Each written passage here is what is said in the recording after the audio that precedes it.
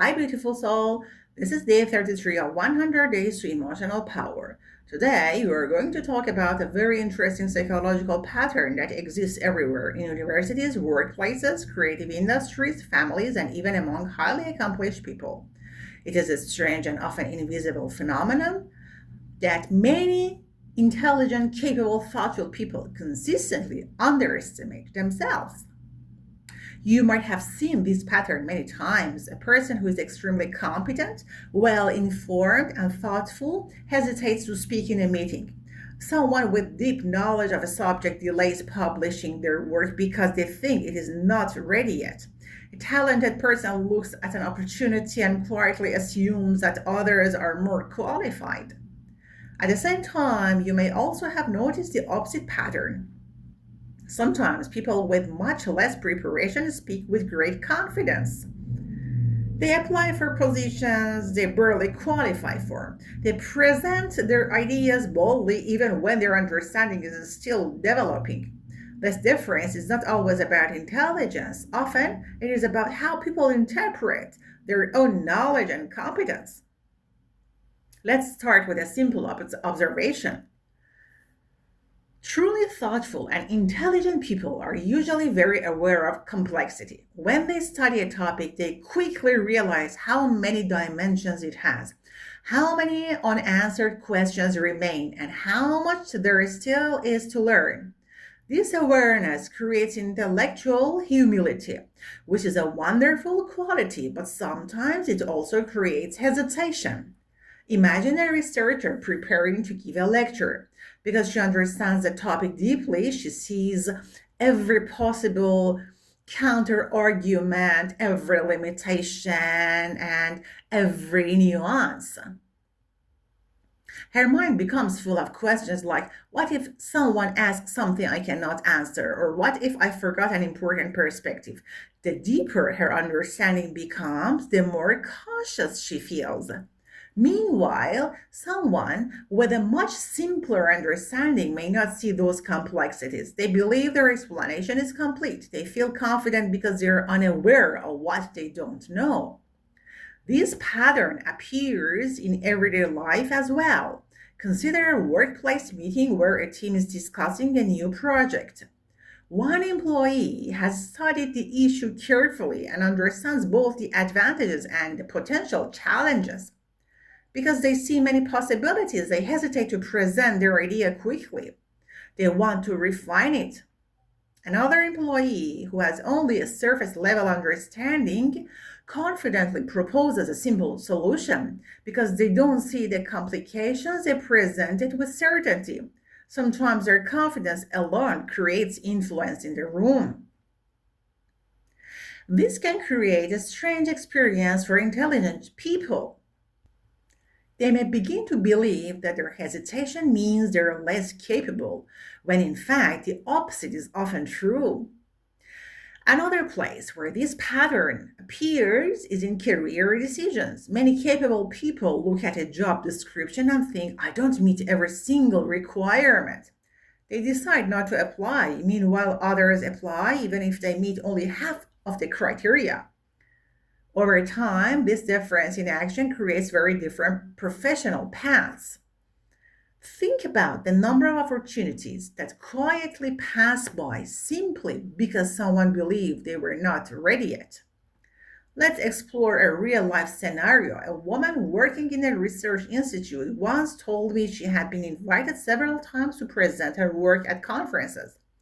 Each time she delayed submitting her proposal because she wanted to improve the paper a little more. Meanwhile, a colleague with far less data presented frequently and became the well known person in the field. When she finally presented her work years later, the audience was deeply impressed. Her research was strong all along. What delayed her visibility was not lack of competence, it was hesitation created by high internal standards. Another example appears in creative fields. Many writers, artists, and thinkers spend years refining their ideas privately. They compare their work with the best examples they know. Because their taste is sophisticated, they feel their work is not yet good enough.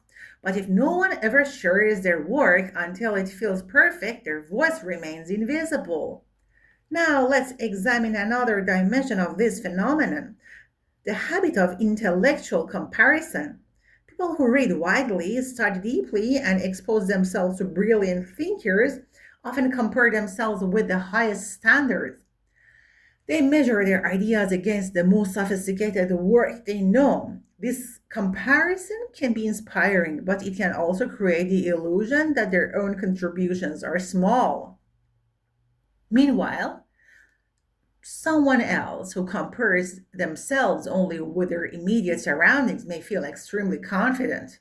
So, what can we do about this pattern? The first step is recognizing that awareness of complexity is a strength, not a weakness. The fact that you see nuance, limitations, and multiple perspectives means your thinking is mature. But mature thinking does not require silence.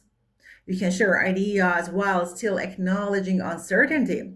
In fact, this often makes your voice more credible. Saying something like, here is one possible approach and I'm open to refining it, allows you to contribute without pretending to have absolute certainty.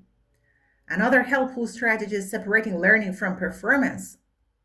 Many intelligent people stay permanently in learning mode. They read more, study more, refine more, but they delay the moment of presenting or acting.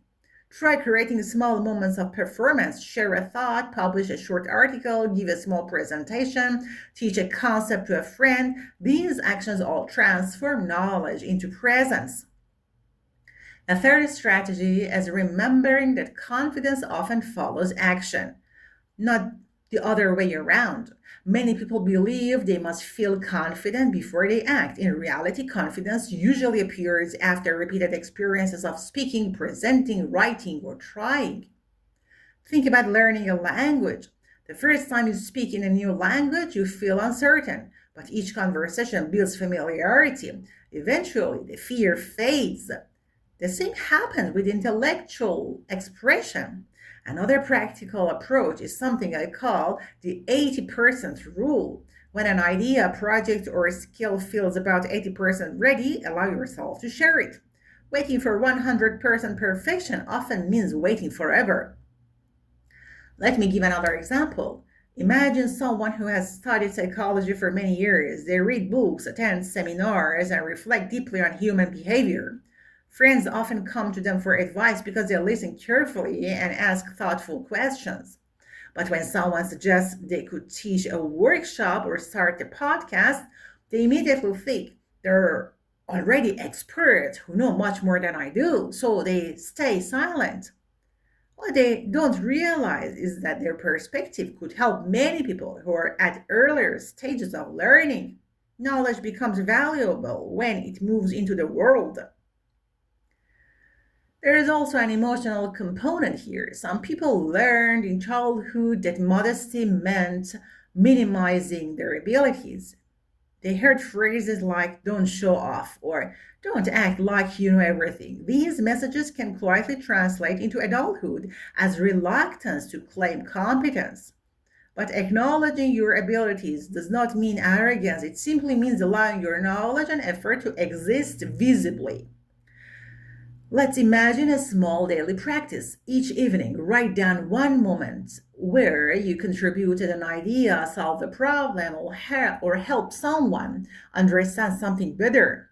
These moments may seem small, but they reveal the real evidence of your competence. Over time, this practice retrains your mind to notice your capabilities instead of automatically questioning them.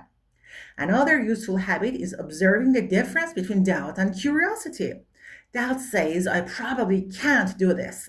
Curiosity says, I wonder what would happen if I tried.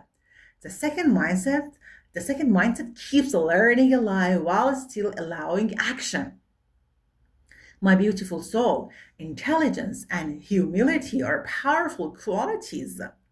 But when they combine with excessive hesitation, they can hide your voice from the world. Your ideas don't need to be perfect to be valuable. Your knowledge does not need to be complete to help someone. Your perspective does not need to be final to start a conversation. Sometimes the most meaningful contributions come from people who simply decide that their voice deserves to exist in the room. So today, perhaps you can try one small experiment. Share an idea you normally keep to yourself. Ask a question you would usually hesitate to ask. Offer your perspective in a conversation. You may discover that the world was waiting for your voice much more than you expected. If this talk spoke to you, if you recognized yourself in these examples, if you felt like this talk described experiences that quietly live inside many of us, then keep listening. Like, share, and subscribe to this channel because this is day 33 of 100 days to emotional power, and every day we talk about one emotional truth that many people live with silently. We build emotional strength together, not with pressure, not with fake positivity, but with honest reflections that feel real, human, and deeply supportive. You can listen while cooking, cleaning, muting, working, or resting, like a quiet self-talk that strengthens you slowly. Drop your ideas, questions, and comments down below. I would love to hear from you. See you in the next video.